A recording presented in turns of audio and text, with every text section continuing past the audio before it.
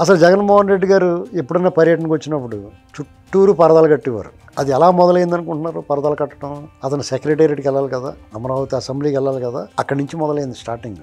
అమరావతి ఉద్యమం జరిగేది కదా. అమరావతి ఉద్యమం అంటే అమరావతి భూములు ఇచ్చిన రైతులున్నగా రాజధాని గ్రామాల్లోంచి వెళ్ళాలి అతను. ఆ రాజధాని గ్రామాల్లోంచి వెళ్ళినప్పుడు పోలీసులు వందల వేల మంది దిగేసేవారు. అన్ని గ్రామాల్లోనూ ఆంక్షలు పెట్టేసేవారు, షాపులు కట్టించేసేవారు. ఇవన్నీ చాలదని తెరలు కూడా కట్టేవాడు. అమరావతిలో ఫస్ట్ మొదలెట్టాడు. ఇటు అక్కడ వాళ్ళకి అన్యాయం చేసాం కదా, వాళ్ళు సాహసం భయం ఉంది లోపల.